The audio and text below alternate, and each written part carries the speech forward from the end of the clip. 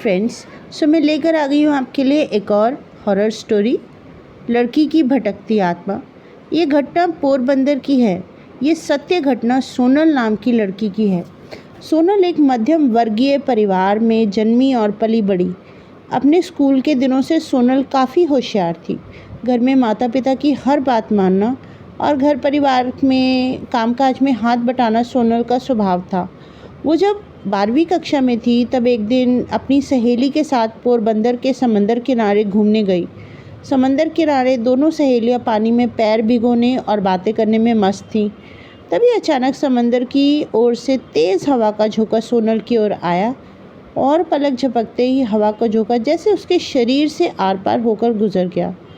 इस घटना से सोनल बुरी तरह डर गई, क्योंकि सोनल को उस हवा के झोंके के साथ हूबहू अपनी जैसी दिखने वाली लड़की भी दिखी, जो सोनल के शरीर से टकराकर सोनल के शरीर के आर पार निकल गई। उस वाक़ये के बाद सोनल की ज़िंदगी बदल गई। खाते पीते सोते जागते दिन रात सुबह शाम सोनल को वही नज़र आने लगी। अपने जैसी दिखने वाली लड़की को देखकर सोनल घबरा जाती, रोने लगती और बीमार पड़ गई। परिवार ने सोनल की तकलीफ़ दूर करने के लिए लाख जतन किए। कोई मरहम सोनल के काम नहीं आया। हद तो तब हो गई जब सोनल अपने कॉलेज की पढ़ाई कर रही थी और शहर के कॉलेज के प्रोफेसर ऐसे कमेंट पास करने लगे कि ये तो उसकी हूबहू कॉपी है, और सोनल को देखकर ऐसे अचंभित होते जैसे पुराना पाप सामने आ जाए।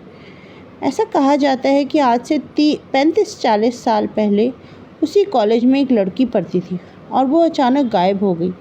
माना जाता है कि कॉलेज प्रशासन से जुड़े कुछ लोगों ने उस लड़की को अगवा कर उसका रेप किया था और उसे मार दिया था। उसके शरीर के कुछ टुकड़े कॉलेज में दफना दिए थे और कुछ समंदर किनारे फेंक दिए। उसी लड़की की आत्मा सोनल को दिखती थी और अपने लिए इंसाफ चाहती थी।